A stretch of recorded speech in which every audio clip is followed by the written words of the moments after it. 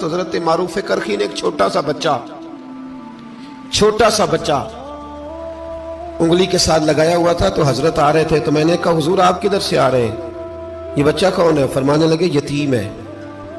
सारे बच्चे ईद वाले दिन अखरोट के साथ खेल रहे थे, बेचारे के पास अखरोट कोई नहीं। तो हुजूर आप क्या करेंगे? तो हजरत मारूफ करखी कहने लगे पैसे तो मेरे पास भी कोई नहीं अखरोट खरीद के देने के। मैं यहां से खजूरों की गुठलियां चुनूंगा, वो गुठलियां बाजार में बिक जाती हैं। मैं ये गलियों से गुठलियां चुनूंगा और चुन के मैंने कहीं बेचूंगा, और जब मैं उन्हें बेचूंगा तो फिर यतीम के लिए 2-4 अखरोट खरीदने के काबिल होऊंगा, फिर मैं इसे अखरोट खरीद के दूंगा। पता नहीं कहां की बात सुना रहा हूं मैं आपको, और पता नहीं कहां का जिक्र कर रहे हैं बाबा जी।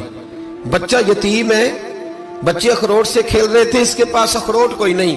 बाबा आज का पीर तो मार्फत की बात करता है, तू यतीम के लिए गुठलियां चुनने चला है। आज का पीर तो कहता है मैं एसी वाले कमरे में बैठ के तुम्हें बड़ा अर्श के उला की बात बताऊंगा, यतीम के लिए गुठलियां चुनना, मदरसे के तलबा की नौकरी करना, यतीमों का, गरीबों का, इन मजबूरों का ख्याल करना, ये तो रिवाज ही नहीं है आज का। बाबा तू क्या कहानी सुना रहा है?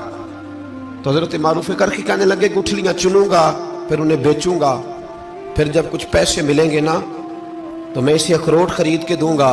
और फरमाने लगे जब ये अखरोट से खेल कर हंसेगा ना तो अल्लाह मेरे दिल को सुकून अता फरमाएगा। मैं गुठलियां चुनने जा रहा हूं, मैं मजदूरी करने तेरी तलाश में फिरा, मैं जंगल, पहाड़ और दश्त में। तो हजरत श्री सख्ती फरमाते हैं मेरे घर में पैसे थे, मैंने कहा हुजूर अगर ये नौकरी मुझे मिल जाए तो मैं गुलाम जो हुआ, अगर मुझे दे दे ये नौकरी तो मैं ना कर लूं। फरमाने लगे तू कर ले। फरमाते मैं उस यतीम को पहले घर ले गया, वहां से मैंने पैसे लिए, फिर बाजार ले गया, कपड़े खरीदे, उसके लिए टोपी खरीदी, फिर मैंने उसे 2 खजूरें खिलाई, फिर अखरोट खरीद के दिए। हजरत सैयदना मारूफ करखी कहते हैं उसको मैंने चीजें दे के ना, वो बच्चा था, बच्चे ही होते हैं, मैंने जब उसे अखरोट दिए तो वो दौड़ने लगा, मैं भी हल्का हल्का पीछे चलने लगा। फरमाते हैं वो जाके बच्चों के गिरोह में मिल गया, वहां दर्जनों 20 बच्चे खेल रहे थे, वो मिल गया, वो खेलता रहा।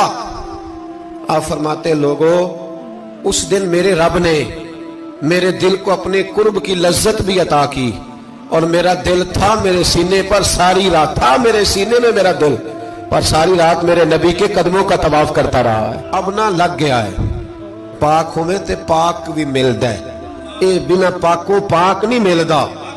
सादे वजूद नू धोण दे नालों इको धोला टुकड़ा दिल दा। दिल लगा के, दिल लग जाए तो फिर वो लग जाता है। आप यकीन करें लगता है तो मजा देता है, और जब तक लगता नहीं फिर कोई भी कैफ सुरूर हासिल। इमाम ज़ैनुल आबिदीन रज़ी अल्लाह ताला अन्हु मौला अली शेर खुदा के पोते, इमाम हुसैन के साहबजादे, सैयदा पाक की प्यारी नस्ल। इमाम ज़ैनुल आबिदीन घर में नमाज पढ़ रहे थे, गौर करना बात पे, घर पे नमाज पढ़ रहे थे, घर में आग लग गई। जब आग लगी है तो फिर शोर भी होता है, कुछ लोगों ने शोर मचाया, आग आग आग, दूर दराज से लोग दौड़े, आपका एक छोटा बच्चा भी पास सोया हुआ है, आग लग गई, शोर हो रहा, दूर दराज से लोग पानी लेके दौड़ रहे हैं, आग बुझाई जा रही। इमाम साहब नमाज पढ़ रहे हैं, हुक्म है कि ऐसी इमरजेंसी देखो तो नमाज तोड़ दो, पर उसके लिए जो देखे ही ना, जिसे सूझे ही ना हो क्या रहा। इमाम ज़ैनुल आबिदीन पढ़ते रहे, नमाज मुकम्मल हुई तो आपकी ज़ौजा कहने लगी अल्लाह आप पे रहम करे, घर में आग लग गई थी, सारा मोहल्ला, सारा गांव, सारा शहर टूट पड़ा, बच्चा सोया हुआ था, आपने तवज्जो ही नहीं की।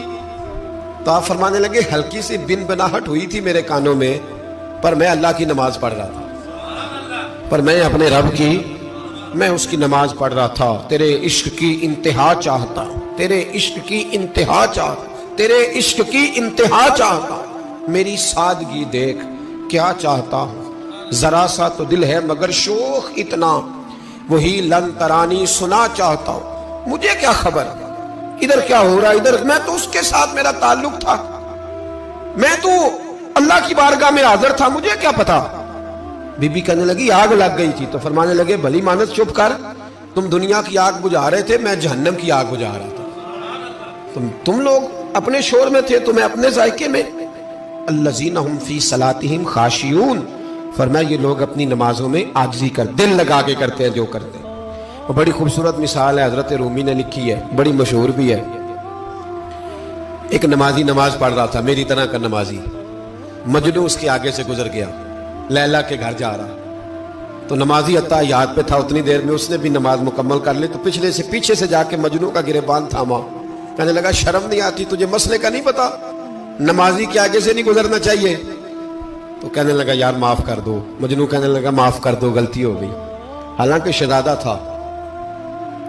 था, पर माफिया क्यों मांग रहा है? इसलिए कि किसी से दिल जो लग गया है, आजिज़ी आ गई इनके, चल यार माफ कर दे, तेरी मेहरबानी। नमाजी नाराज ना हो जाए। नमाजी बड़े डांटे होते हैं, कई दफा बड़े सख्त होते हैं। नमाजी था बड़ा पक्का, तो वो कहने लगा नहीं, नमाज खराब कर दी तूने, तुझे पता नहीं आगे से नहीं गुजरना चाहिए। और वैसे भी जमाने का रिवाज है, जो माफी मांग ले लोग समझते हैं बुज़दिल है। ये भी बड़ा मसला है। आप थोड़ा सा कह दे कि जब देखी जाएगी जो होगी, लोग समझते हैं नहीं है दम कम, माफी मांग ले, सामने वाला बिगड़ जाता है, इल्ला माशाअल्लाह। लेकिन इसका मतलब ये नहीं कि हम माजरत करनी छोड़ दें। वो अगर बुरी आदत पे है तो हमने अपनी अच्छी आदत को कायम रखना है। तो कहा जनाब माफ कर दे। तो नमाजी कहने लगा नहीं तुझे अकल नहीं है, नमाजी के आगे से नहीं गुजरना चाहिए। फिर मजनू ने बड़ी बात कर दी। फिर एक आशिक ने आशिकों वाला जुमला बोला।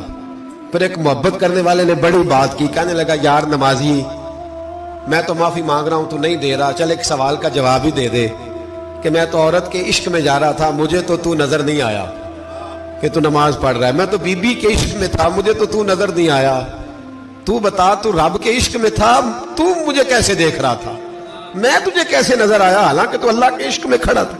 मालिक हकीकी की मोहब्बत में तेरी मेरे ऊपर नजर कैसे पड़ गई, मैं तो औरत के इश्क में था। अब नमाजी साहब शर्मिंदा हो गए। मजनू कहने लगा आज के बाद जब रब की बारगाह में खड़े होना ना, तो वल्लज़ीना आमनू अशद्दु हुब्बन लिल्लाह, फिर नमाज के लिए नहीं उसके प्यार में भी खड़े होना, दिल लगा के।